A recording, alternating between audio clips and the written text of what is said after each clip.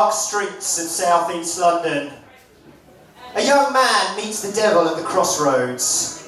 But these are not the old crossroads, these are the new crossroads. I ignore them and I press on into the rain and the yellowing streetlights, past the old greasy spoon, rebranded as a coffee house, past the old all-night off licence, rebranded as the wine merchants, past the old corner shop, rebranded as a farmer's market, and past the dirty old kebab shop, now rebranded as the Meze Grill. Are there improvements? The public health officers who shut them down from time to time would certainly agree. But some people prefer them how they were. For in England, a utopia appears not in the future, but in the past. I press on into the darkness, and then I see it. The electric lights shining like a beacon in the night once again. The ever-new Montague Arms. And inside, the bar is pretty much where it used to be, and the stage is almost exactly as I left it. I played over 100 shows here before the pub closed up. There were singing clowns, laughing bears, ectoplasm spurting ghosts, eggmen, stripping unicyclists, cackling witches, dancing girls, resurrected poets, orchestras, rock stars, undersea gods, and much, much more, oh yes. Indeed, this stage, I wiped up from this stage itself, from the many evenings of avant-garde entertainment, everything from blood to blancmange. And it's nice to be back. But what of the performers? What of the performers that made these nights so memorable? Where did they go these years while the stage lights were cold and dark? Tonight I have found a few of them, and we were here to relive the good old days of the Montague Arms. Whoa! Where have these performers been? What have they become? Tonight, we welcome back Paul Wady, Jude Cohen and Sarah Doyle, Richard Tyrone Jones, Tom Baker, Mark Quinn, Darren Callow and Charlie Zavaga, Frank E and Jane E from the Lonesome Cowboys from Hell, Joan McCormack, Lord Lehan, and of course the Laughing Bear. And I am Frog Morris, and once again, I am your host for this evening. So now, I welcome to the stage our first act of Montague Arms to welcome our next act. He was one of the last acts seen here before the pub closed its doors. He was last seen here reading Morrissey-inspired lyrics to Millwall fans. For him, it was one of the best gigs of his career, though the Millwall fans, however, made it clearly apparent that they thought otherwise. But that, in a certain way, only made it better. Welcome back, a brave warrior of one of the last battles of the Montague Arms. Welcome to the stage, Paul Wady, and the Model Aircraft Museum. Applause, yes, that's right, applause.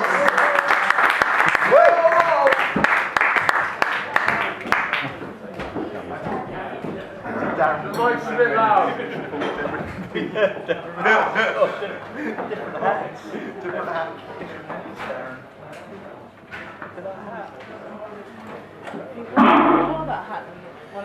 Vishram komt Vindel of Heinderswörder. Wunden, der Montague Arms, wunderhandere dörder. Weerstochen.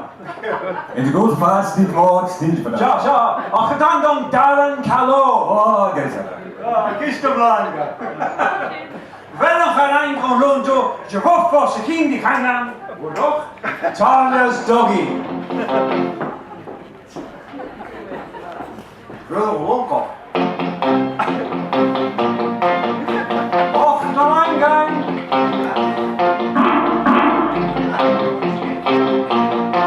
Nee, we gaan even veranderen.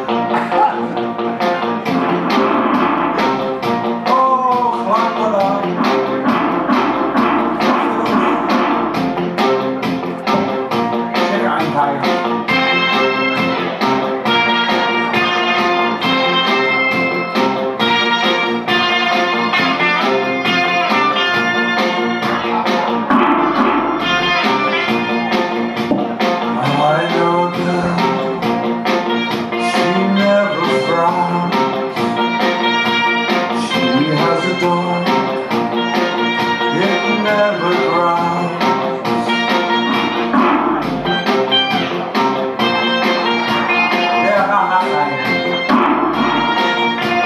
She goes shopping, her dog goes too. Never misbehaves or drops doo-doo. She loves that dog. She loves that dog. She loves that dog. She loves that dog.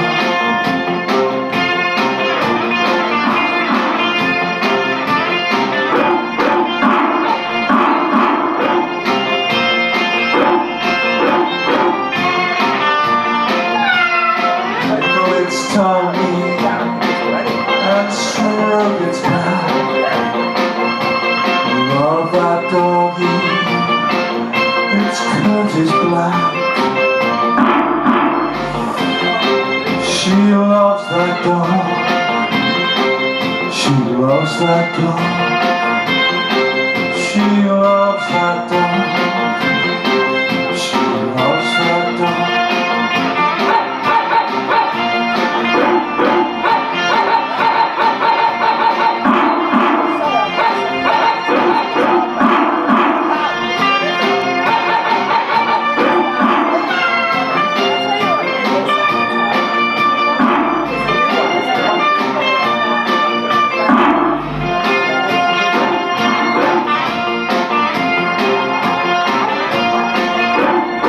Late at night, she walks with me. Later at home, she talks to me. She loves that dog. She loves that dog. She loves that dog. Oh, how she loves her dog.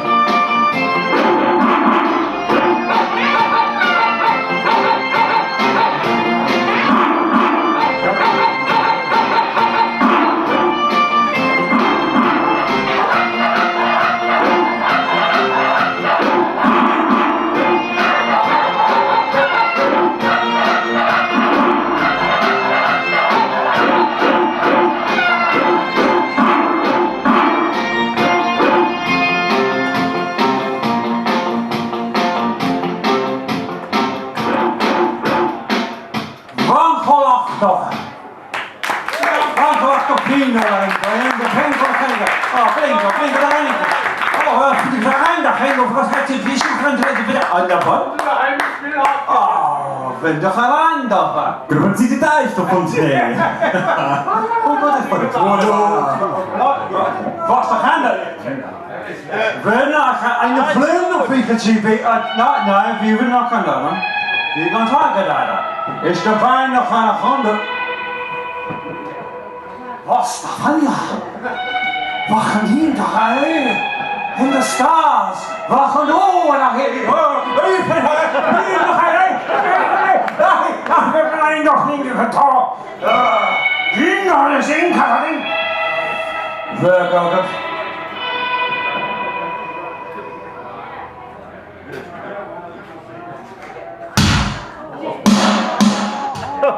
Too loud, Paul, too loud. Not loud enough.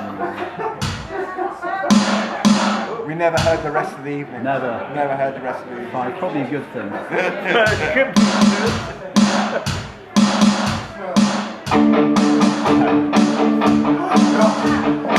What's that light in the sky?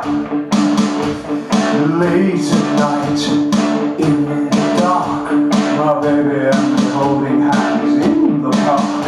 A bright light in the sky, and weird noises from up on high. She says Jesus has come on by. I said, well, it's him. Now he's short and green with slits for eyes. Take me away from this awful planet. Please take me away from here. Oh,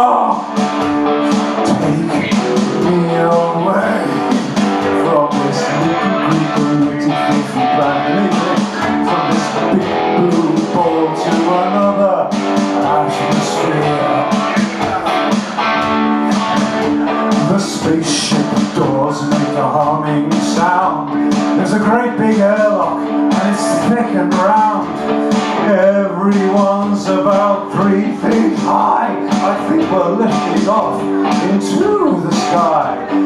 Out of the porthole, our skin creeps with fear, because you can see our house from up here. Take me away from this awful planet. Please take me away from here. What are you going to do with that thing? Please take me away from this awful planet.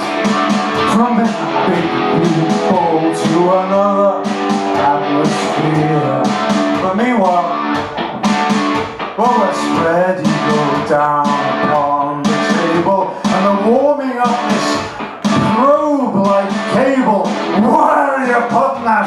Tell me where, as my poor girlfriend screams for her underwear. Just what can they learn from doing things like this? If I was a gay boy, I'd been a losing this. They just giggled away from this awful planet. Please take me away from here. Ain't funny? Take me away from this little green polluted filming planet. From this big blue ball to another atmosphere. Well, they giggled and danced with alien trainers and flew us right around Uranus. Alright, it rhymed, okay? I could tell that they were having fun, but my poor dear lady, she was having none. Until we got our trousers back on, and they dropped us through a hatch onto London, and we landed on Wimbledon. Famous for it. Now my girlfriend will not sleep with me, because my demands are too kinky, and I don't want to go praising her Lord, because all I want to do is get back on board. I spend my nights around Parliament Hill, hoping the Green Boys will give me a thrill and take me away from this awful place, please. Please remove me immediately. Quick guitar solo. Magnificent, isn't it? Good God. Look at this.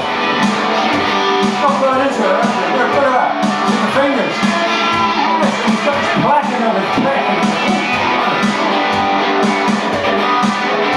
That's a very important part of it.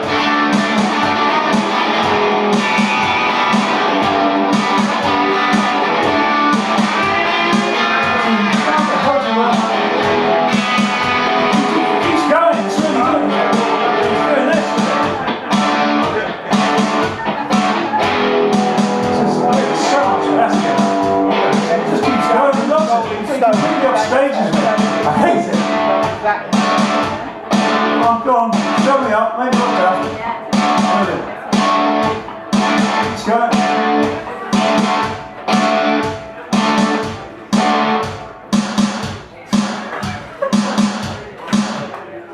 Thank you very much. Thank you.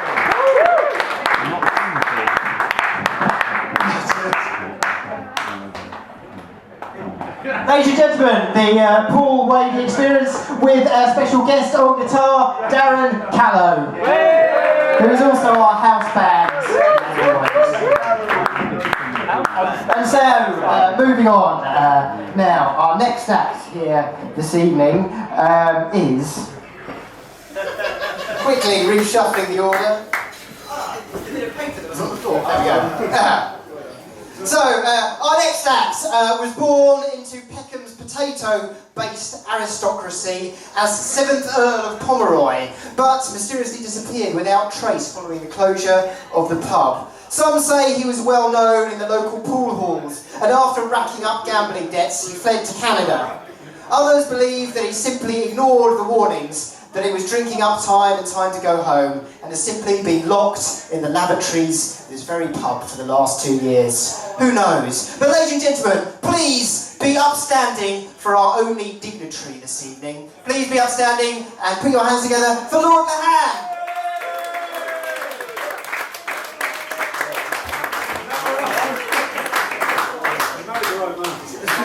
All of that is true. All of that is true.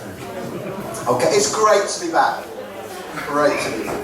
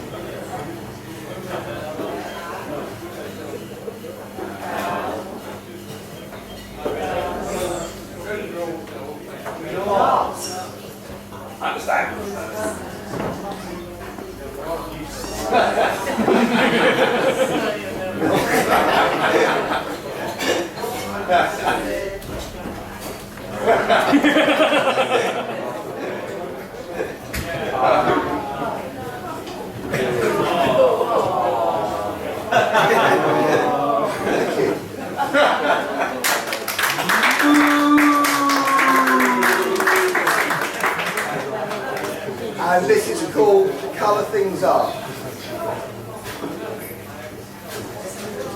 My mother and father in the car on the way to the beach. Dawn. Disgust. When I last cried. Time passing slowly. Time passing. The only person I've ever hated. Her hair on my face. Running away.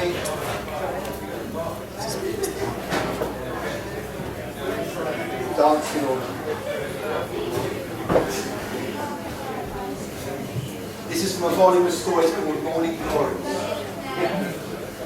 As fish of the day, they nestle on the ice slab, garlanded with fresh parsley, their pink and grey scales caught by the failing November light.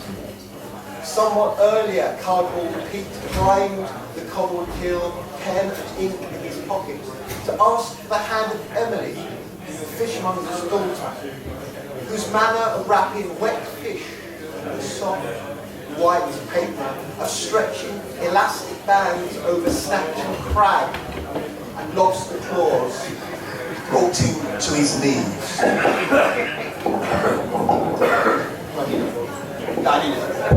No, I don't! I'm salt with the act. Is Caroline here? Okay, well this is for her. I'll shout it.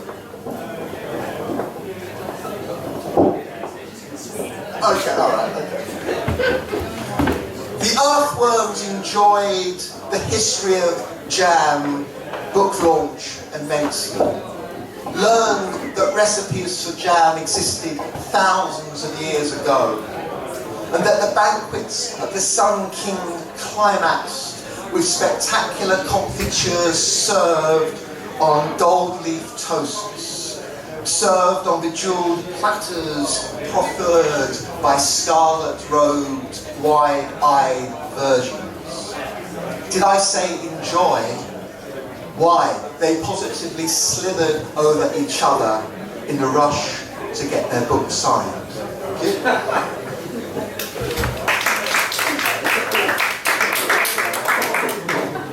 Please excuse my manners, It was only last Tuesday that I came down from the trees.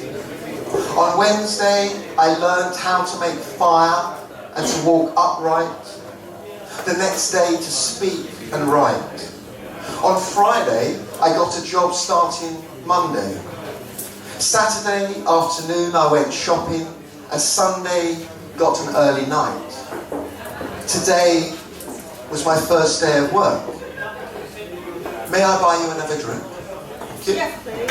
Right. This is the last one. If you look on your order of service, it's hymn number 327.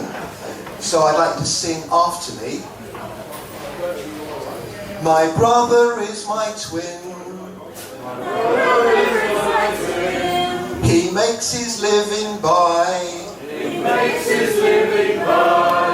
cleaning bird cages. I am my brother's twin. I earn my living by sharpening pencils. My brother and I are twins. But not identical twins. For if we were identical twins, one of us would earn their living by sharpening pencils or cleaning bird cages, and so would the other one, and so would the other one, and so would the other one. Amen. Thank you very much. Thank you.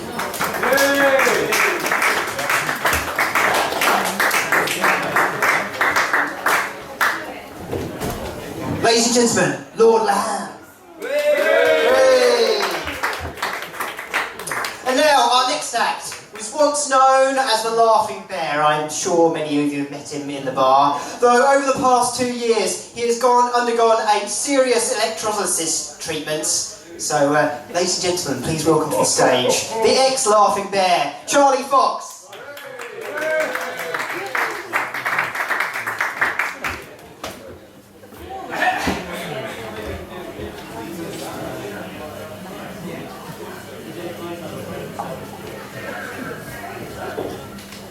A little bit transformed. So, after all the illustrious partners here tonight, I wanted to just offer a few little gifts. Unfortunately, Laughing Bear can't be here. He's underdeposed, but would like to reappear with a new gift, a reward later. You can see this.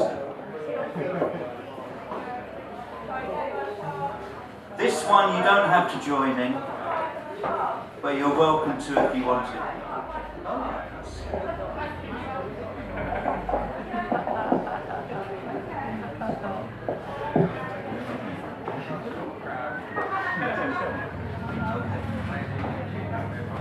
So, this is a Montague Arms frog with a Russian interlude. Frog, bog, hog,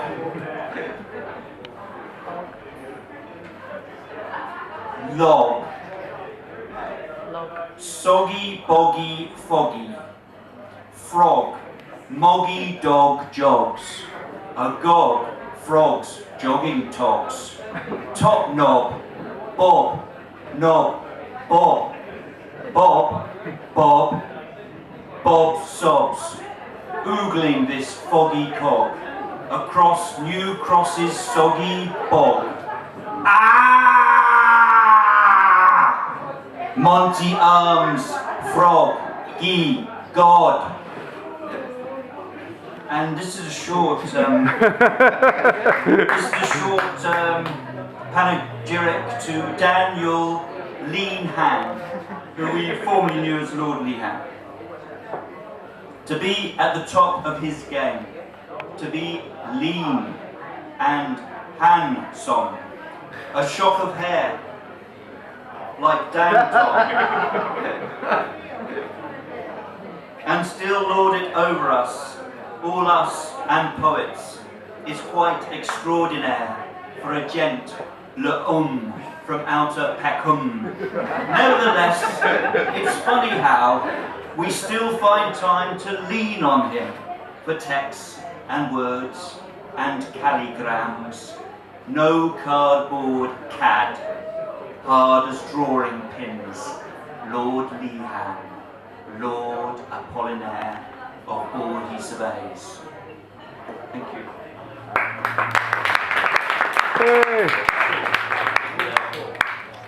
And finally, I can't see anything out there, it's all so bright up here. We're here. Oh yeah, you're there, some people.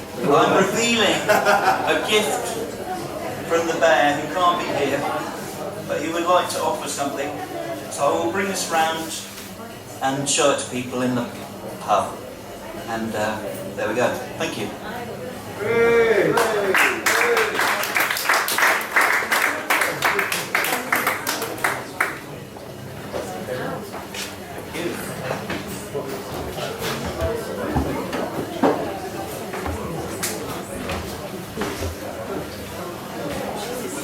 Ladies and gentlemen, the Laughing Bear. I'm just going to do something quickly. This is like the wonkiest mic stand in the world. It's probably user error. I'm just going to put this one here because I know how this one works. So, welcome back to Montague Arms. It's lovely to be back here. This is the famous adjusting the microphone routine, which some of you may have remembered from some of our shows previously.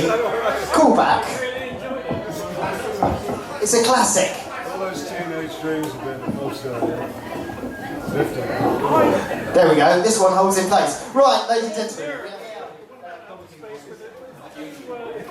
Going to move on. Now, this next, we've had some bad news in the times of the pub closed. Sadly, poet Richard Tyrone Jones suffered a tragic heart attack in the meantime. But fortunately, like a Time Lord, he has regenerated for us. But also, I would warn you, he's not turned into Peter Capaldi in the meantime.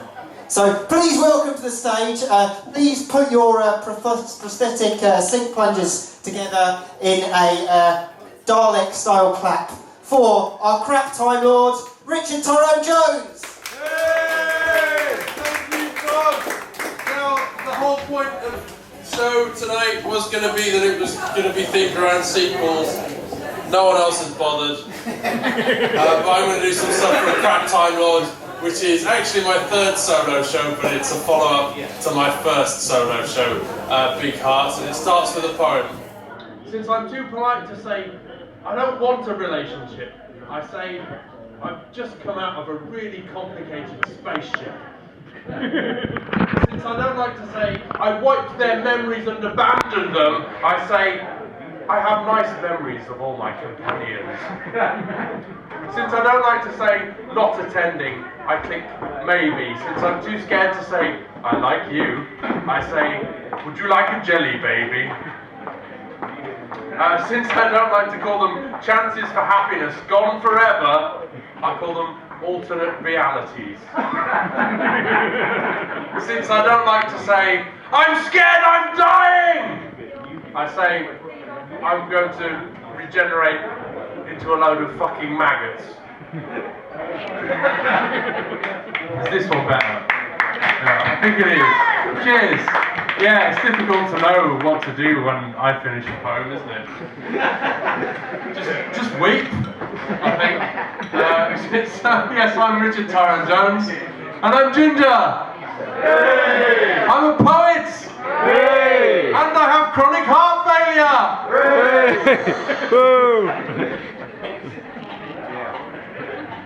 Goodbye. Don't worry, no cause for alarm, because I'm just kidding. I'm not really Ginger.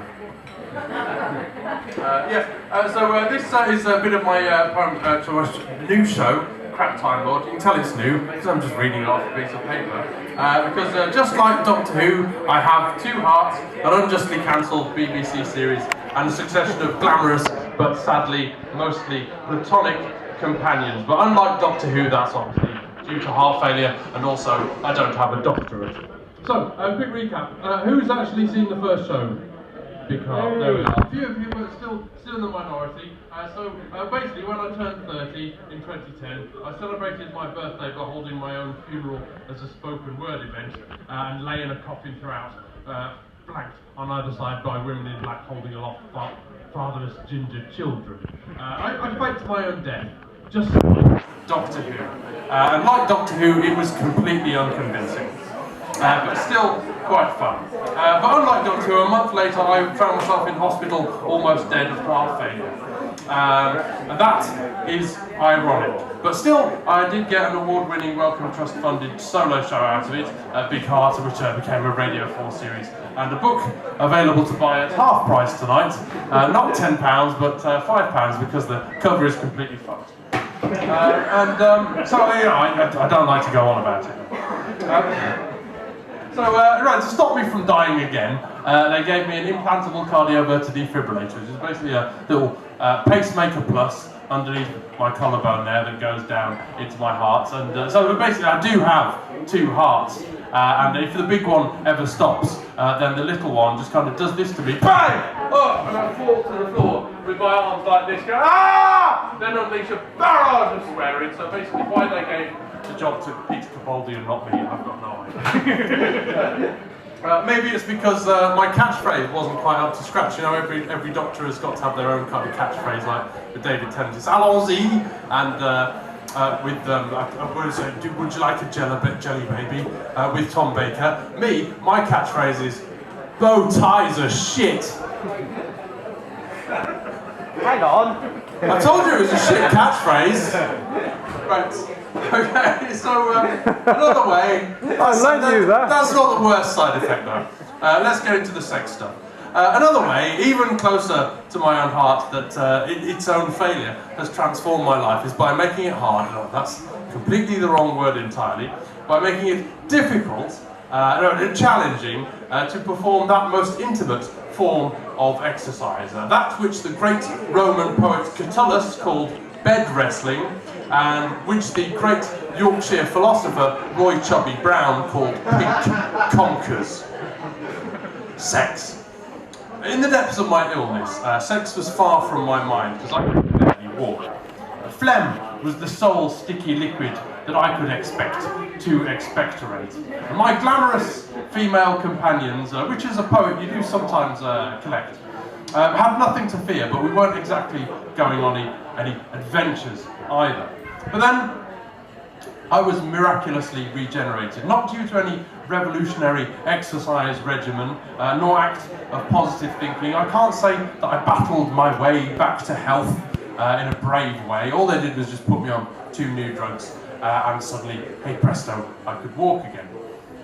So at first, when I came out of hospital, I didn't notice much difference in my drives. I came out of hospital and was almost immediately willingly ambushed by 2 cougar exes, leaping out of a kind of purple patch of lady lavender, flowering after the drought of illness. Sadly, this turned out to be a mere oasis, watered by tears of feminine pity. God, I'm poetic now. Another thing is that when women like the look of me and like my hair and want to chat me up, they always ask me, so, are you Irish at all? To which I've always had to respond honestly but disappointingly, no, I'm from Wolverhampton. But now I can say, yes, I am part Irish.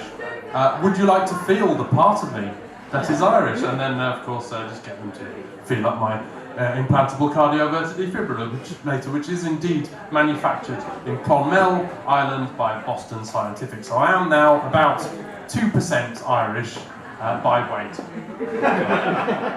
However, when I started doing heart-stopping poems about my condition live, the fact that I had this critical cardiac illness made me seem a little bit dangerous, a little bit exotic. One girl did seem really rather interested in whether my defibrillator would go off while she was dancing the one-eyed tango with who I like to call Little Richard.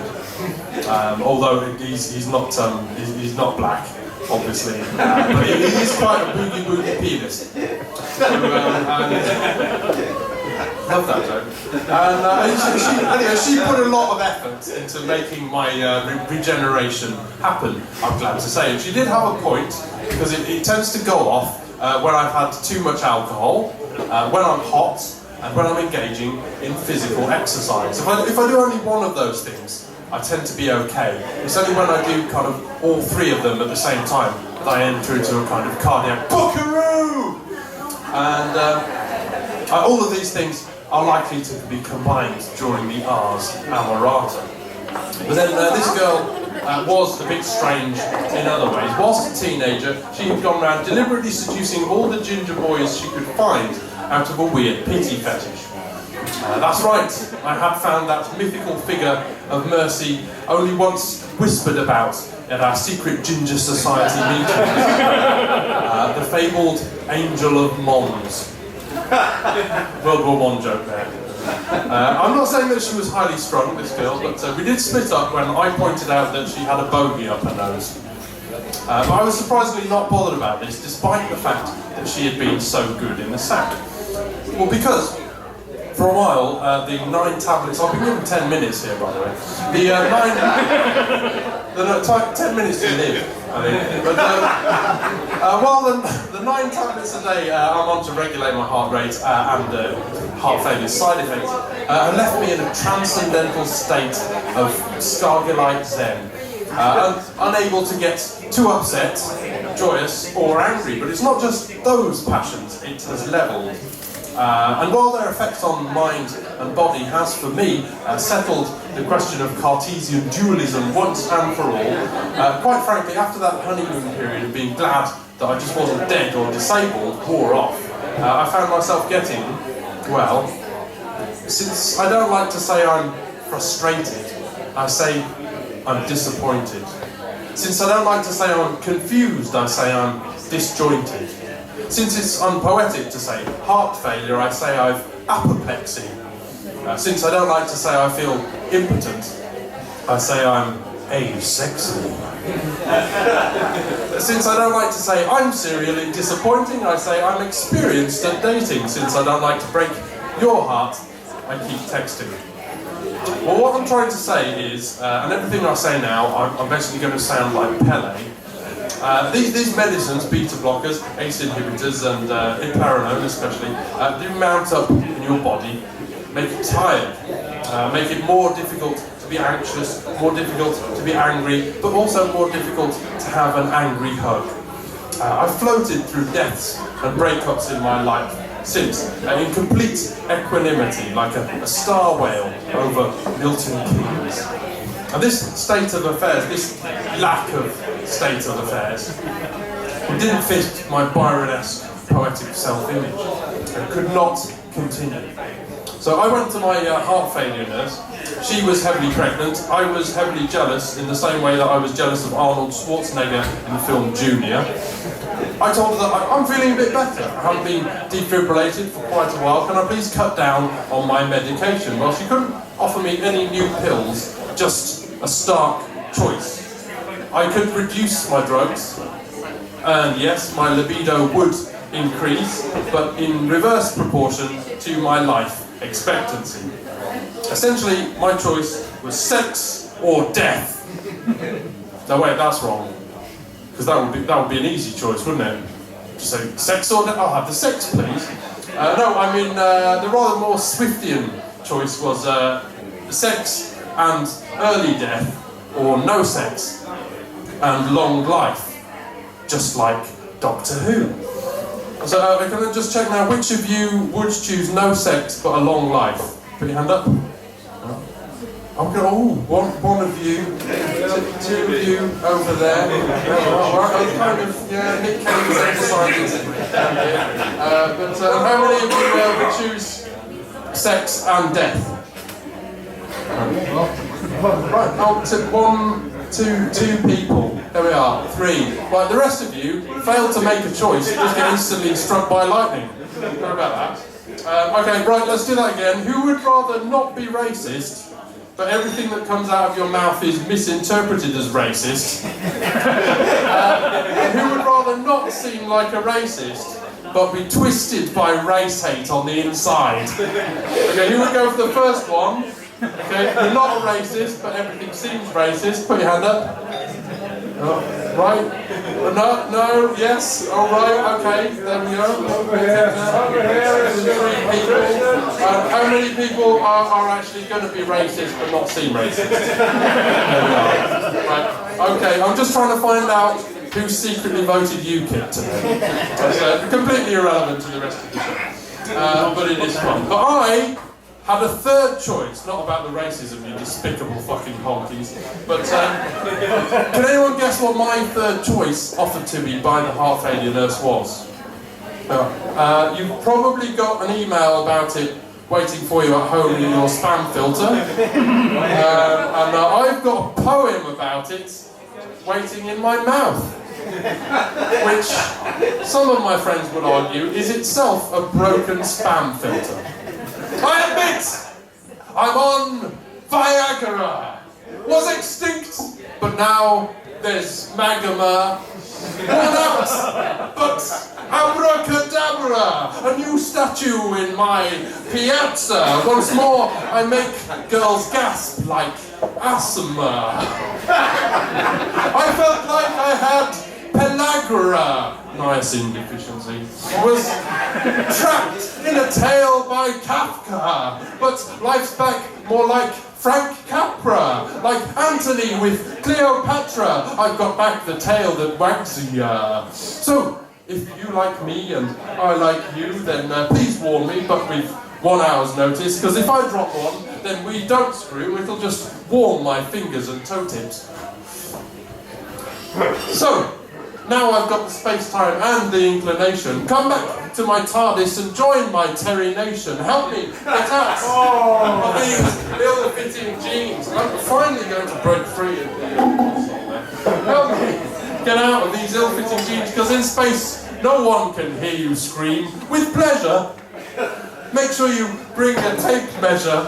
Though I now exude less pheromones, I can still give you better moans.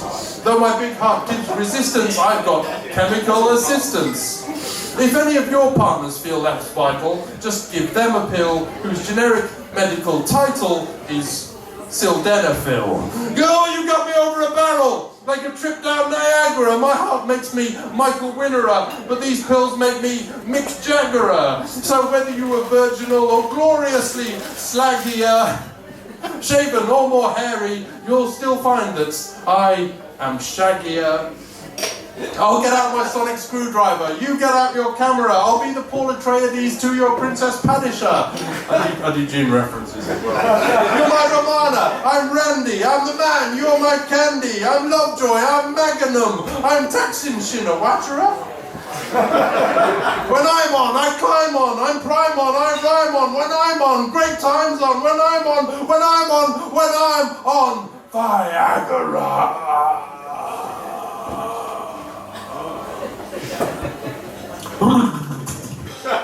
Thank you.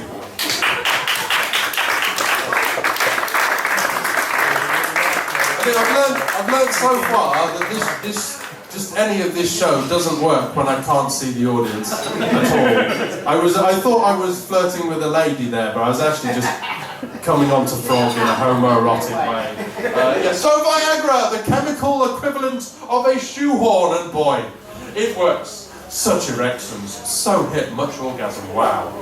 On Viagra, your sonic screwdriver does open doors. Yes, back to the tenuous metaphor. I now have a very long scarf, and I regenerate very quickly. The weird thing is that Viagra was actually first developed as a heart drug to improve circulation to all the body's extremities, and it still does that. There's been a couple of times I've misread a girl's signals, taken it, and then 1 hour later just found myself with a hot face. Because it's physiological rather than a psychoactive drug. You can't just take it when you go out and want to feel in the mood. You'd be like a man with a pointed stick divining for water in the London Wetland Centre. Someone with a conspicuously ticking Geiger counter, or given the shape of it, a HR Geiger counter perhaps. So once again I changed film metaphor there via the vector of John Hurt. There are 3 reasons that my sitcom got cancelled. Number 1, it failed the Bechdel test. Number 2, it apparently failed the Turing test. Number 3, too many obscure intellectual references. Now, Viagra does not put you in the mood to chase women in the first place. That's quite good in a way, because it means that sexual attractiveness has no power over you anymore. Women can't persuade you to do stuff just because they're attractive. Now, I only want to sleep with a girl if I actually like them. I have to make the conscious decision not only that I would like to sleep with a girl, but that I would like to sleep with that girl in approximately 1 hour.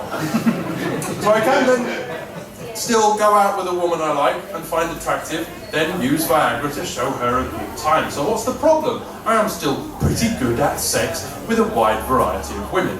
That sounds like an unsubstantiated CV point, doesn't it? I've also developed the broken minor blood vessels of an alcoholic in my face, and I can't work out if that is due to the heart failure, to Viagra misuse, or just to being an alcoholic. So it's taken me a while to own up to using Viagra, and not just because I've been waiting to think up some decent material about it, which by the evidence of tonight I still haven't done. But that's stupid not coming clean, because I've been upfront about all the drugs that I have to take to breathe properly, to walk properly, or simply not to die. I am a meat puppet held up by pharmaceutical strings. Why should the string attached to Little Richard be any different? And my companions will probably all understand. I mean, they're all very understanding. I don't know, another straw poll. How many people in the audience have I actually slept with? It's usually a lot higher. Yes, how many in the audience would like to sleep with me? Again, it's much higher. Usually, some of the back put their hands up there. Okay, now put your hands down if you're not just playing a practical joke on me and want me to get a hot face in and out. It's time for me to come out about my chemically aided sexuality, or lack of it. I'm not LGBT, although that is my favourite sandwich, or LGBTQ. I guess I'm LGBTQI, or QA for asexual. Now, whatever you are, you're supposed to be out and proud, but how can it be proud when the whole problem is that it's not out, or in, or out, or in, out, in, out. Sorry, that last bit was a bit hokey. Since it's blunt to ask, mind if I just perform oral? I say, as a lover, I'm more sensual. Since saying, I'm chemically castrated makes you sound like a pedo, I say, I'm heterosexual. Well, so like the Doctor, I still seek out attractive and intelligent female company, though my standard of female beauty is quite eccentric, because I like girls that are short, thin, with a round head and a long nose, basically girls that look like Pinocchio. But I think it's made me a better feminist, as I've lost interest completely in porn, and because most advertising still relies on sticking an attractive woman on the poster, that's the mistake we made tonight. Advertising now no longer works on me. It's just another way that attractive women can no longer persuade me to do things that I don't want to do. And when I do play Pink Conkers, I've switched, I suspect permanently, from a top to a bottom. That's right. In roleplay terms, it's reversed my polarity. So now I can chat with girls without thinking, I'd like to sleep with you. I'll agree to anything. I'm assessing their suitability on realistic terms, whether they're clever, whether they'll appeal to an overseas audience, whether they're going to leave if they get a better offer or stay for at least 3 seasons. So I am still searching for a companion, ladies and gentlemen, the one you won't be disappointed to find that my distended heart is much bigger on the inside than on the outside. And that, if she wants me to be her raggedy man, well, she won't be waiting for all of space and time, but she will have to wait about an hour. But not Karen Gillan though, because if two gingers have sex, then the universe is instantly destroyed. If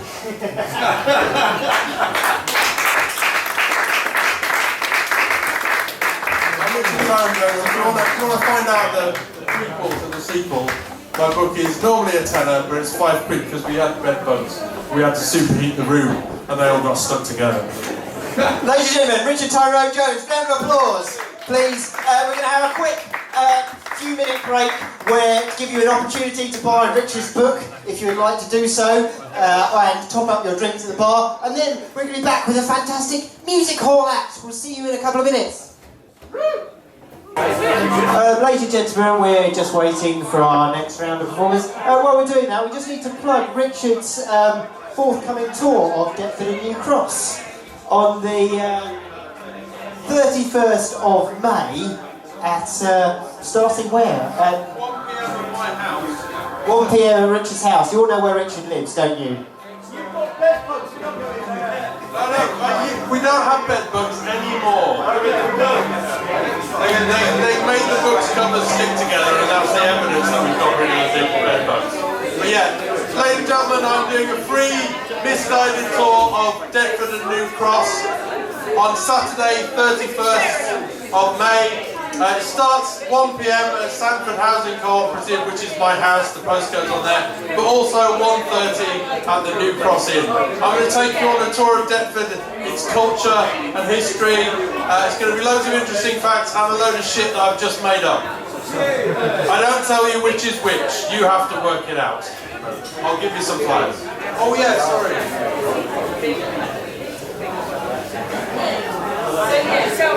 I have been on the tour, it's very good. Are you ready, Jude?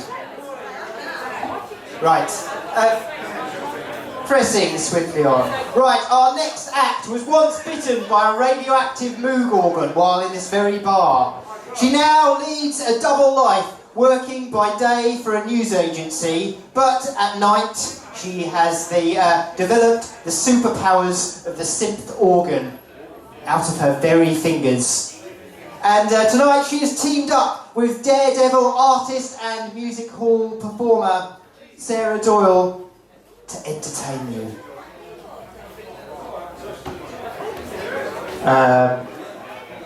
Yes, it's going to be very, very exciting. Why, this evening they have only just defeated the incredible Hulk of New Cross on their way here, and now their entire set is in jeopardy. They are faced by the insurmountable challenge of a Moog cable which appears not to be working very well. It's crackling. So having ruined the pace of that introduction, it's nice to be back in the Montague Arms.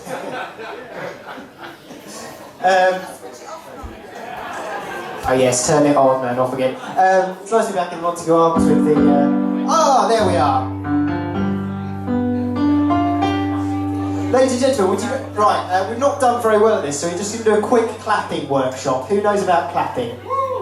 That's not very many. There we go. What do you do? Wave, lift your hands up, slap them together like that. Can you do that? Right. Harder, more, faster. Right, ladies and gentlemen, please give it up for our next act. Jude Cohen and Sarah Doyle. Good evening. Good evening.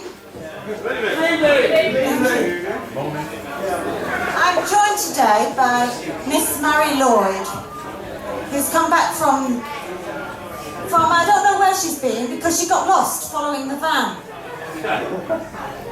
And she's also lost half the lyrics. I have to hope you know them, Mary. You should know them, you've sung them enough times. Hope you're going to sing along.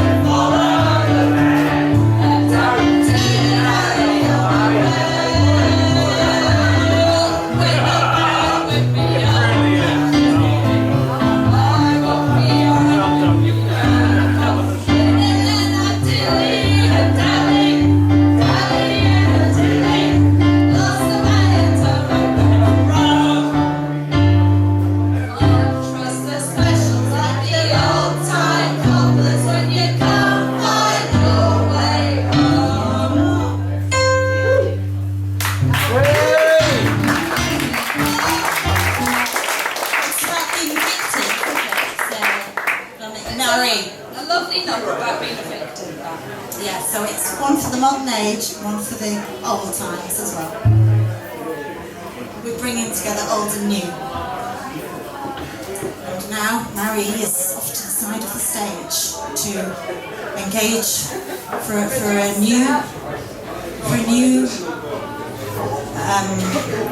new fashionable number. I'm sure you've seen pictures in magazines of fashionable ladies dressed up to the nines, and we've been watching them on the television, and Mary has something to say about that. About how they're not wearing, perhaps, they're not quite dressed as our parents dressed. They're showing a little bit of flesh.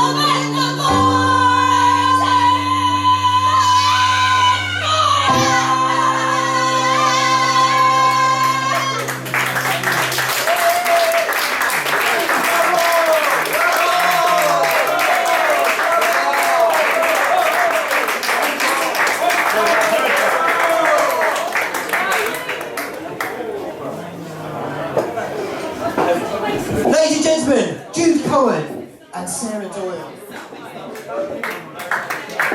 Thank you very much. And next we have the fantastic, just making his way across the stage, our next act, who is a musical entertainer. Am I too loud? No, right. Never too louder. Never louder. Ah! Never knowingly underloud. That will be my catchphrase from now on. So, now, wow. Now we are in the caves of the undersea. And here was lost a performer known as Tom Baker. Here he was lost in the undersea caves of the god Cthulhu, who once... It's not too loud, we were told he was never knowingly too loud. So here, Tom Baker was lost in the undersea world of the god Cthulhu. And here, sifting through the flotsam and jetsam of these giant caves, he stumbles across a ventriloquist doll. A doll which he retrieved and brought back using his man gills and flippers to New Cross to entertain you this evening. Ladies and gentlemen, please clap your hands. Turn the reverb off now, Paul. So, while I adjust the microphone for a man slightly taller than myself, what I want you to do is we do some more clapping now. So this next act is a ventriloquist act, as I mentioned. So what I'd like you to do is clap, but clap like you had an extra pair of hands attached to you. Can you do that? Who can do that? There we go. Right, clapping. Clapping like you've got an extra pair of hands. Ladies and gentlemen, Tom Baker.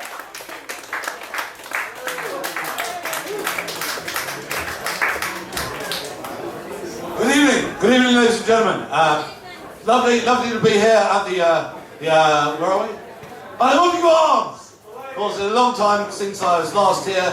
I was last here, of course, with my tentacles out, and here I am doing something completely different. Totally different act, as you can see. Very different. Can you just get on with it? Yeah, I'll just get on with it. So, ladies and gentlemen, I'd like to introduce you to my very special friend. I found him on eBay. Ladies and gentlemen, for your pleasure, Hugo Your Way. Thank you. Why aren't they clapping? Why aren't they what? Clapping. Clapping.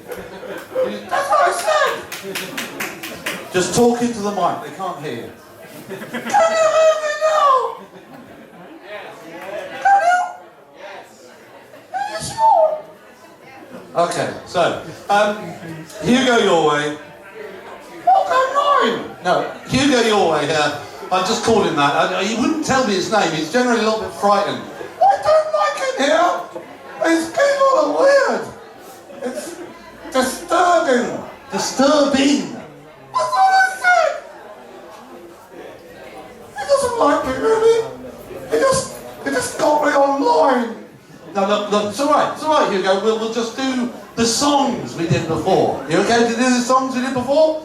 All right then. Okay, so since the Montague Arms, of course, in its older days, had a very nautical theme, did it not? Yes? Yeah, absolutely. So I've discovered an old song. It's a genuine song sung by sailors back in the day. And I've taught the every other line to young Hugo here. Okay, Hugo? Yes. Okay, so it goes like this. Our souls are soldiers of the sea. Fuck you, for curiosity. They're pissed, their pistols on their knee. They fight for the old cunt, fight for the old country. Thank you. That was very good, wasn't it? It was rubbish. Rubbish, with a B. He's got a terrible speech impediment. I'm very sorry about that. He just can't say his B's or his M's or his P's. How about? What? How about we do that other filthy song that we did? All right then. Okay, so we get another filthy song. This one's by the Sex Pistols.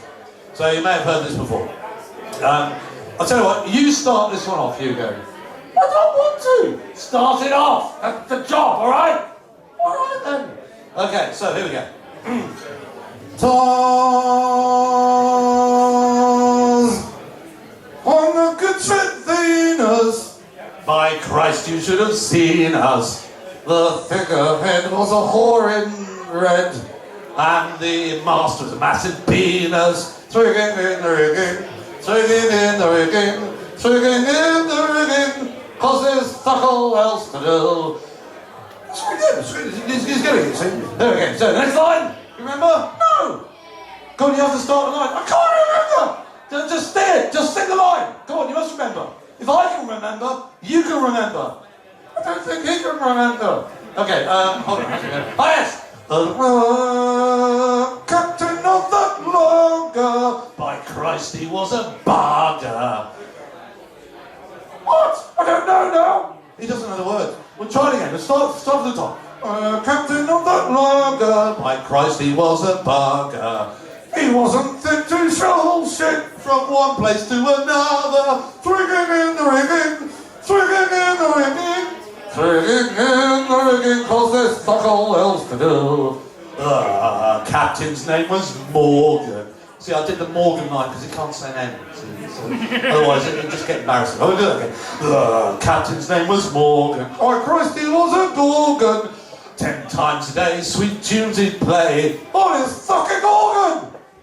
Swigging in the rigging, swigging in the rigging, swigging in the rigging, 'cause there's fuck all else to do. What am I doing here? Just get on with the song. The first mate's name was Cooper. Cooper. That's what I said. The first mate's name was Cooper. Cooper. It's with a P. Alright, don't take the kiss.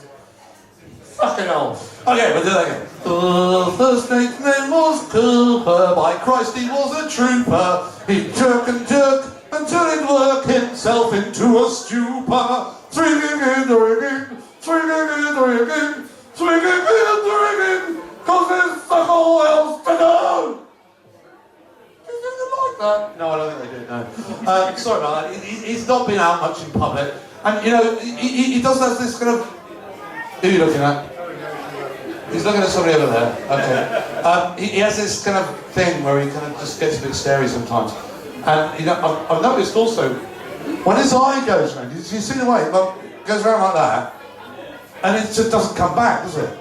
He's kind of got a lazy eye. I'll tell you what, mate, look, I'll just sort this out for you, okay? You're right if I just touch your eye? Well, he didn't say anything, it's presumably okay. Okay, well, I'm just going to touch your eye. You sure that's okay?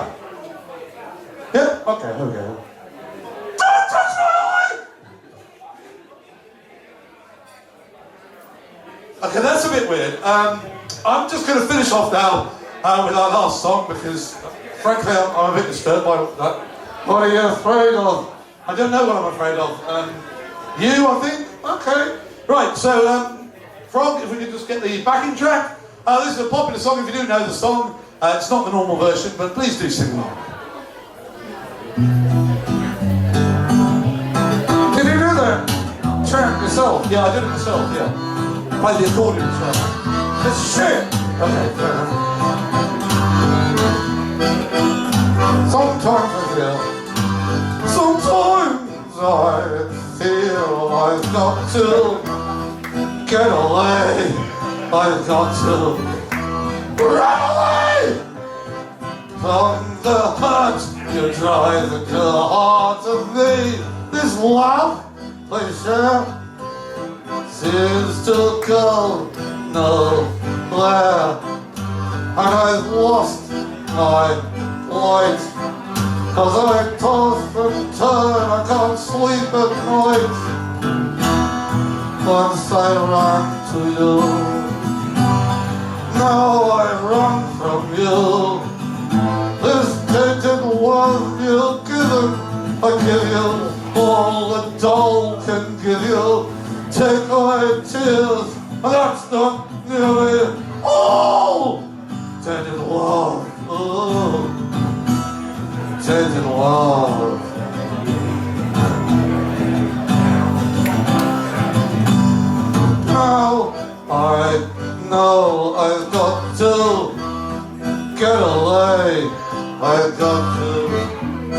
run away.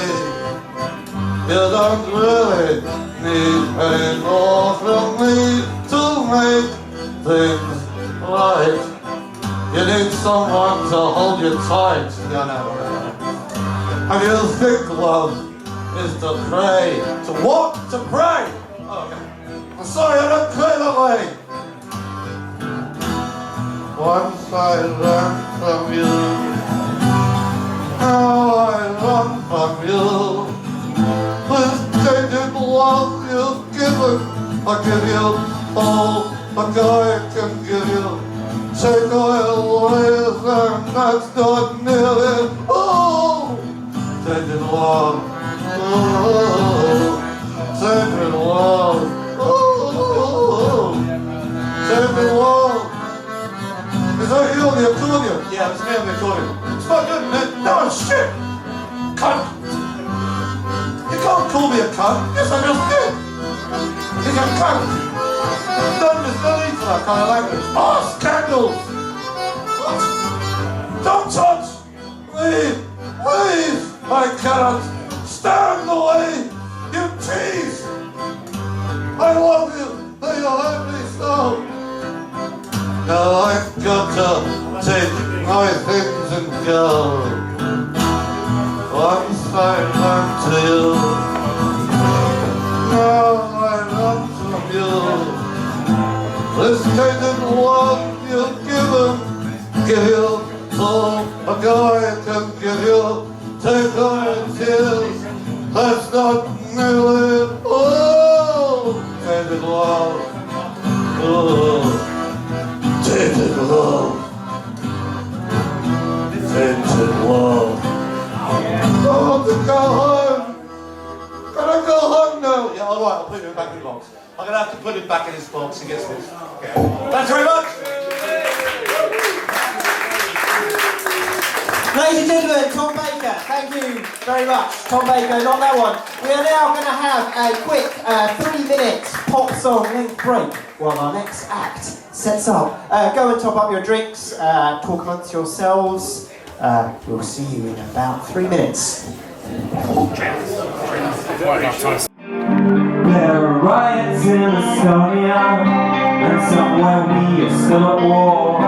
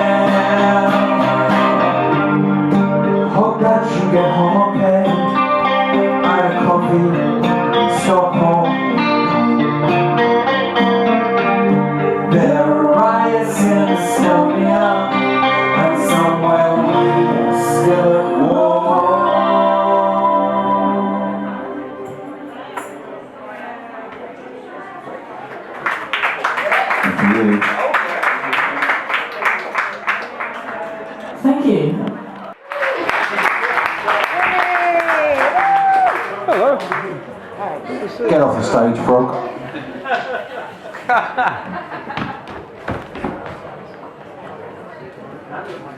I think we're well aware I am not going to need a sound tech. Just a recommendation, Camden Pale Ale.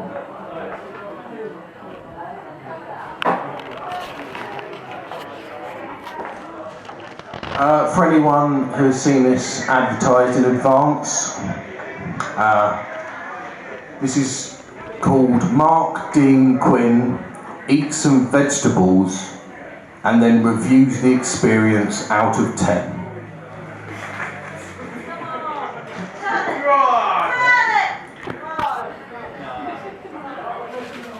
Pineapple. 7. 3. 7. Ginseng. I've watched that.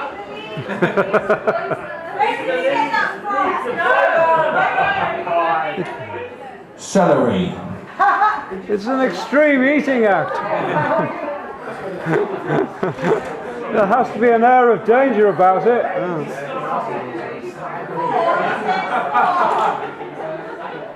Would you like some hummus? He's getting food heckles. You can do it.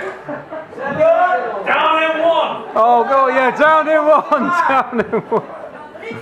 Out of 10.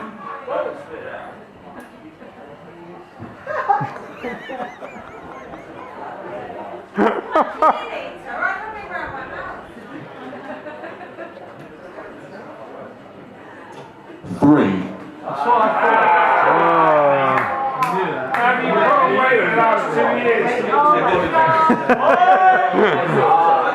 Oh, yeah, go for it. Onion. 3, 2, 0. Oh!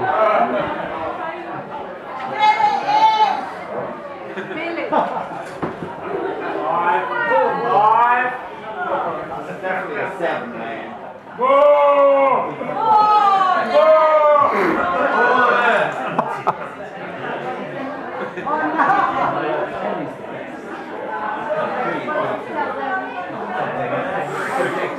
Probably need more of that to check.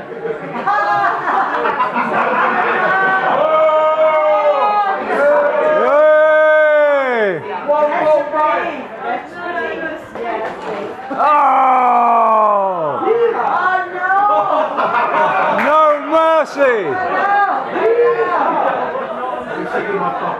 0. Oh my God, that's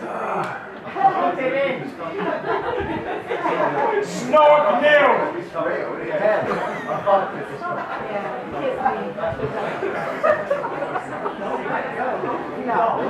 No, rubbish. No. You got a vomit, sorry. Oh my God.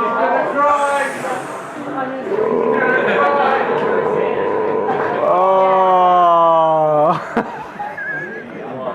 Wash your hands.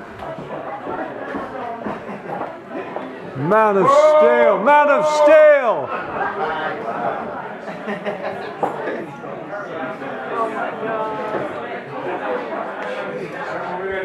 Oh! We feel your pain! Beer!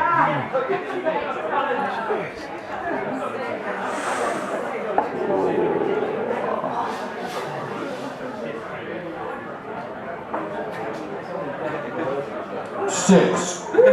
Hey! Oh!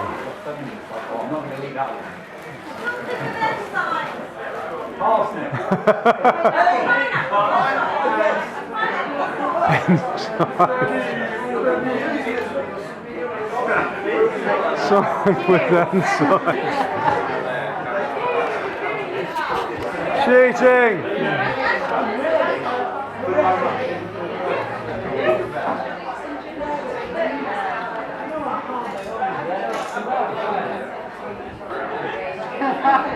Boring! 10. Put some vinegar on it.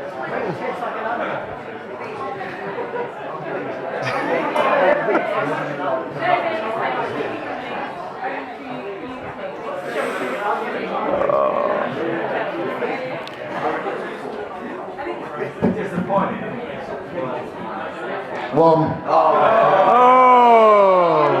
Nobody can follow it up. Eat some garlic, man.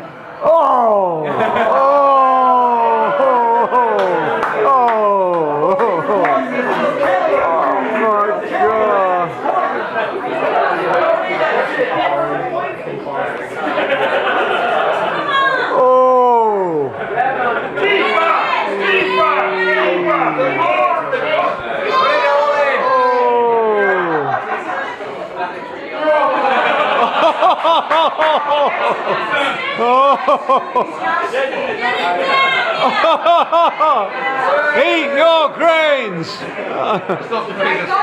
Eat your purples, you'll never grow! Thank you.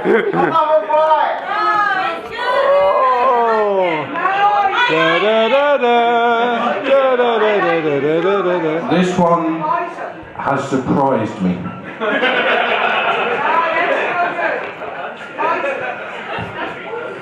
7.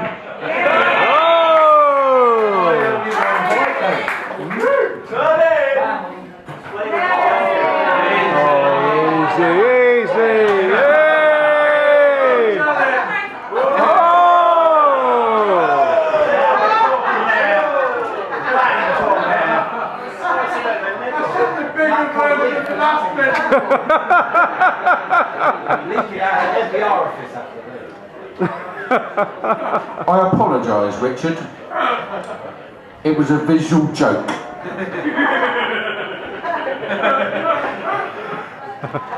Trust no one. It's just a bigger version of the other vegetable. You spoil it for everyone. Spoil it for everyone.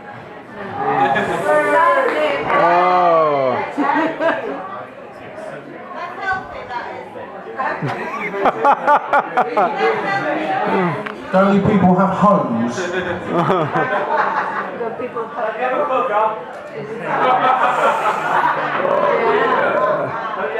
No. We've got a steamer.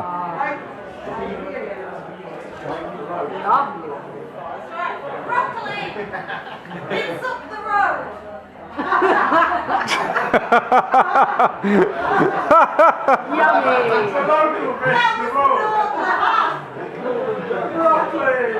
Vegetable hackles, my God.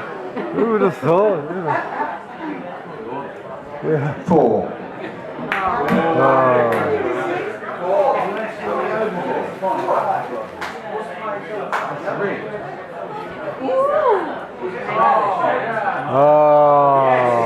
Tomato.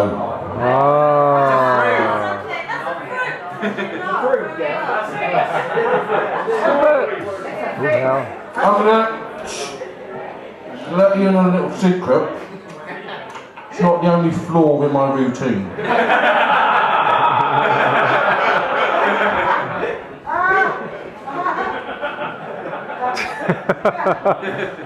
I wasn't going to score it.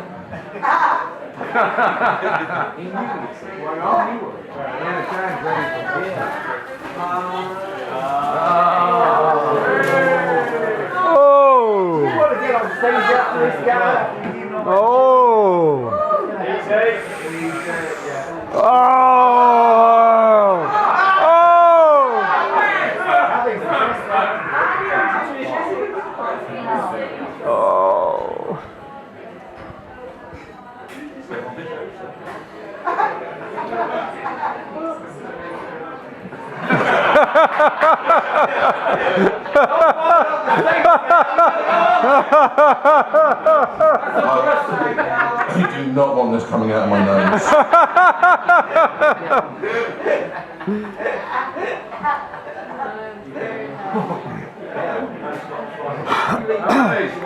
Score him! Score, sir! Score! 10. Hey!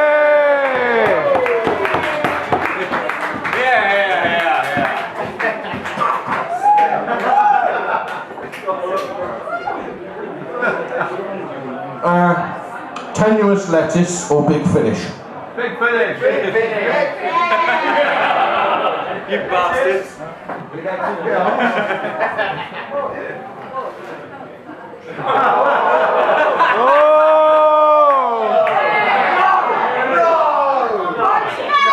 It's physically impossible, man.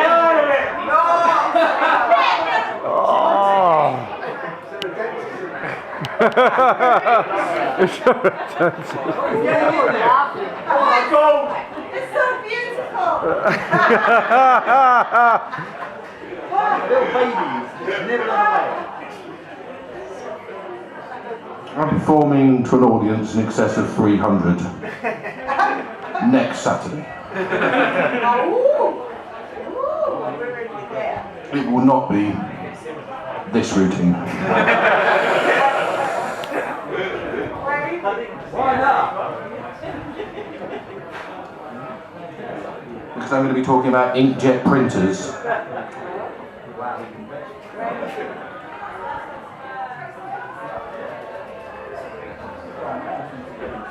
Mark, do you do requests? What is your request? Coconut.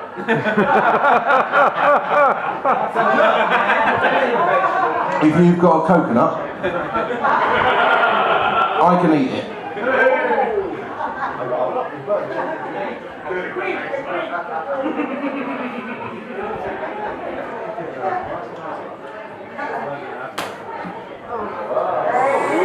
Ooh, getting a bit mean. That has not helped the situation.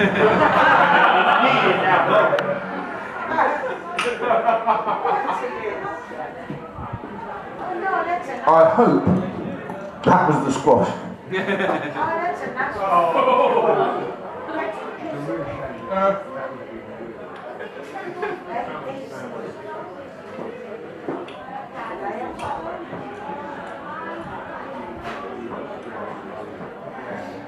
In the act, or tenuous lettuce. Lettuce. Lettuce.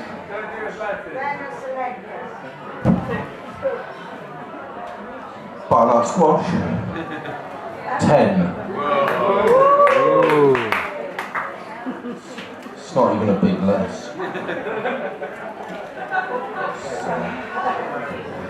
But I'll be fucked if I was buying a large one for this act.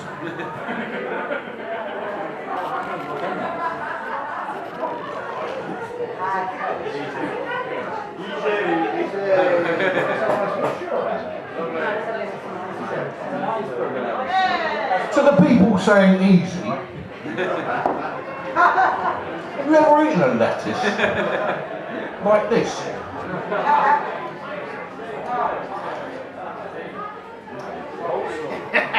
It is not easy.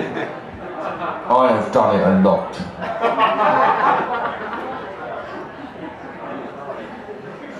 Fucking horrible.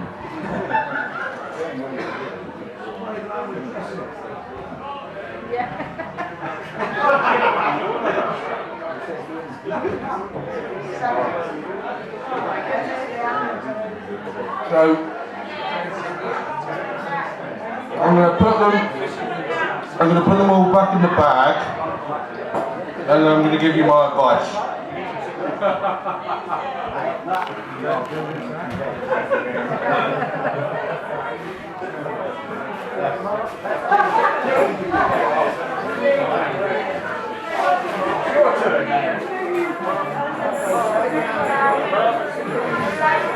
For a rainbow.